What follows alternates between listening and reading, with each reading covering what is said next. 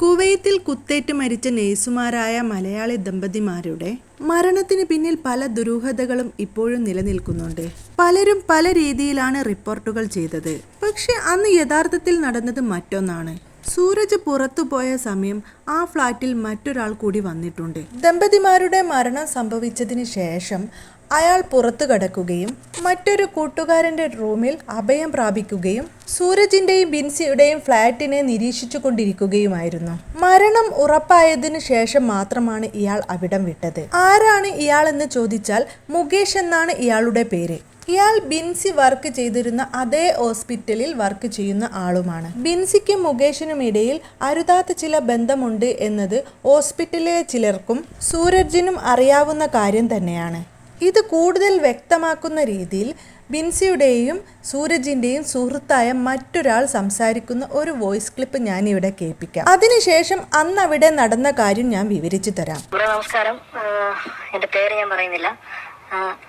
നിങ്ങൾ ചെയ്യുന്ന ചില വീഡിയോസില്ലേ, നേഴ്സസ് കപ്പിൾസിന്റെ മരണവുമായി ബന്ധപ്പെട്ട് അതിൽ കുറെ ഫേക്ക് ന്യൂസുകളായിട്ടാണ് വരുന്നത് ഒരുപാട് ചാനൽസിൽ.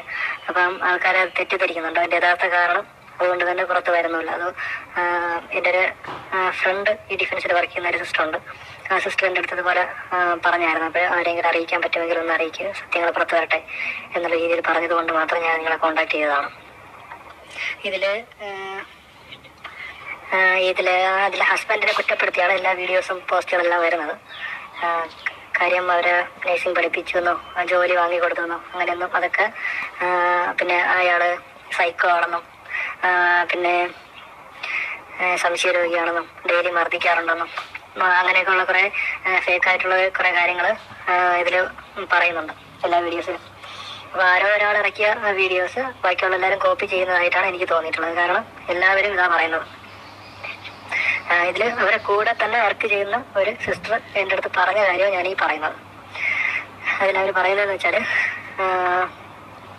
ചില യൂട്യൂബേഴ്സൊക്കെ സംശയിക്കുന്നത് പോലെ ഇതിൽ മൂന്നാമതൊരാളിൻ്റെ ഒരു പ്രസൻസ് അവിടെ ഉണ്ടായിട്ടുണ്ട്. പ്രസൻസ് എന്ന് വെച്ചാൽ അവർ തമ്മിലൊരു ബന്ധം ഉണ്ടായിരുന്നു. ആ ബന്ധം ഇത് ഹസ്ബൻഡ് അറിഞ്ഞു. അങ്ങനെയാണ് ഇത് വിഷയം ഉണ്ടായത്. അത് കൊലപാതകത്തിലോട്ട് പോയത്. ഈ ആള് മുകേഷ് എന്നാണ് അയാളുടെ പേര്. അയാൾ ഈ സിസ്റ്ററിന്റെ കൂടെയാണ് വർക്ക് ചെയ്യുന്നത്. അയാൾ മെഹബുള്ളയാണ് താമസിക്കുന്നത്. മുകേഷ് നിക്കി എന്നാണ് അയാളുടെ പേര്, ഫുൾ പേര്. പുള്ളിക്കാരന് ഇതുപോലെ ഒരുപാട് ലേഡീസൊക്കെമായിട്ടുള്ള ബന്ധമുള്ളതായിട്ടൊക്കെ അവർ പറയുന്നുണ്ട്. പിന്നെ ഇയാളുടെ പേരും പറഞ്ഞ് പലതവണയും ഇവരെ വീട്ടില് വിഷയമുള്ളതായിട്ടുള്ളതും പല പ്രാവശ്യം വാൺ ചെയ്തിട്ടും ഇയാൾ വീണ്ടും വീണ്ടും അവരുടെ അടുത്ത് ഈ റിലേഷൻ വെച്ച് വരുന്നതായിരുന്നു. അത് കഴിഞ്ഞിട്ട് ലാസ്റ്റ് എയർപോർട്ടിൽ നിന്ന് ഇവര് ലീവ് കഴിഞ്ഞ് വന്നപ്പോൾ എയർപോർട്ടിൽ നിന്ന് പുള്ളിക്കാരൻ ഇവരൊറ്റയ്ക്ക് വന്ന നാട്ടിൽ നിന്ന് പുള്ളിക്കാരൻ അവരെ അവിടെ നിന്ന് പിക്ക് ചെയ്ത് ഇവരെ ഫ്ലാറ്റിലോട്ടൊക്കെ അങ്ങോട്ടും ഇങ്ങോട്ടും ഒക്കെ പോയിട്ടുള്ളതായിട്ടൊക്കെ ഉള്ള തെളിവുകൾ കിട്ടിയതുകൊണ്ടാണ് ഈ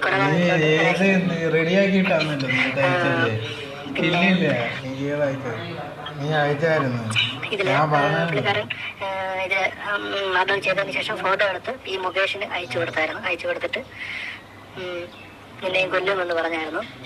പുള്ളിക്കാരൻ അവിടെ നിന്ന് അപ്പോഴ് റൂമിൽ നിന്നൊക്കെ ഇറങ്ങി ഓടിയതോ ഫ്രണ്ടിന്റെ റൂമിലൊക്കെ പോയിരുന്നു. അങ്ങനെ റൂമിലിരുന്ന് ഇയാളും മരിച്ചു എന്ന് കൺഫേം ആയതിനു ശേഷമാണ് പിന്നെ അയാൾ ഡ്യൂട്ടിക്ക് വന്നതായിട്ടാണ് അന്നാണ് പറഞ്ഞത്. യഥാർത്ഥത്തിൽ ഇങ്ങനെയൊക്കെയാണ് അന്ന് സംഭവിച്ചത്. ബീനയും മുകേഷും തമ്മിൽ ഒരു അരുതാത്ത ബന്ധമുണ്ട്. അത് സൂരജിനും വ്യക്തമായിട്ടറിയാം. ആ ഒരു ബന്ധത്തെ ചൊല്ലി വീട്ടിൽ നിരന്തരം പ്രശ്നങ്ങൾ ഉണ്ടാവാറുമുണ്ട്. കുഞ്ഞുങ്ങളുടെ കാര്യം പറഞ്ഞിട്ട് പോലും ബിൻസി ആ ബന്ധത്തിൽ നിന്ന് ഒഴിഞ്ഞു മാറാൻ തയ്യാറായില്ല. അതിനവർക്ക് പല കാരണങ്ങളും ഉണ്ടാവാം. ബിൻസിയെയും മുകേഷിനെയും എങ്ങനെയെങ്കിലും അകറ്റണം. മുകേഷ് ജോലി ചെയ്യുന്ന ആ ഹോസ്പിറ്റലിൽ നിന്ന് ബിൻസിയെ എന്നേക്കുമായി മാറ്റണം. അങ്ങനെയാണ് ഓസ്ട്രേലിയയിലേക്ക് ബിൻസിയെ അയക്കാൻ സൂരജ് തയ്യാറാകുന്നത്. അവിടെ എത്തിയിട്ട് കാര്യങ്ങളെല്ലാം പറഞ്ഞു ബോധ്യപ്പെടുത്തി മുകേഷിൽ നിന്നും തീർത്തും അവളെ അകറ്റി കുഞ്ഞുങ്ങളെയും തന്റെയും ലോകത്തേക്ക് കൊണ്ടുവരണമെന്ന് സൂരജ് അതിയായി ആഗ്രഹിച്ചിരുന്നു. 5 തവണ എക്സാം എഴുതുമ്പോഴും എല്ലാ സഹായവും ചെയ്തു കൊടുത്തത് സൂരജാണ്. അവസാനം ഓസ്ട്രേലിയയിലേക്ക് പോകാൻ അവസരം കിട്ടിയപ്പോൾ ഏറ്റവും കൂടുതൽ സന്തോഷിച്ചതും സൂരജായിരുന്നു. ബിൻസിയെ മുകേഷിൽ നിന്ന് അകറ്റുക എന്നൊരു ഒറ്റ ലക്ഷ്യം മാത്രമായിരുന്നു സൂരജിനുണ്ടായിരുന്നത്.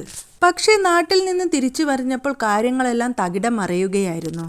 ബിൻസി ആഗ്രഹിക്കുന്നത് സൂരജിൽ നിന്നുള്ള വിവാഹമോചനമാണ്. ഓസ്ട്രേലിയയിൽ എത്തിയിട്ട് ഡിവോഴ്സിനുള്ള കാര്യങ്ങളെല്ലാം നീക്കാൻ മുകേഷും ബിൻസിയും തീരുമാനിച്ചിരുന്നു. പക്ഷെ അന്ന് ഫ്ലാറ്റിൽ അരുതാത്തത് എന്തൊക്കെയോ സംഭവിച്ചു. സൂരജും ബിൻസിയും മാത്രമല്ല അന്ന് ആ ഫ്ലാറ്റിലുള്ളത്, മുകേഷ് കൂടിയുണ്ട്. മുകേഷും ബിൻസിയും അന്ന് ഹോസ്പിറ്റലിൽ എത്തിയിട്ടില്ല. മുകേഷിനെ ആ ഫ്ലാറ്റിന്റെ അടുത്ത ഏരിയയിൽ കണ്ടവരുമുണ്ട്. എല്ലാം കൂടി കൂട്ടി വായിക്കുമ്പോൾ മുകേഷിന് ഈ കൊലപാതകത്തിൽ പങ്കുണ്ട്. അതിപ്പോൾ വ്യക്തമായി കൊണ്ടിരിക്കുകയാണ്.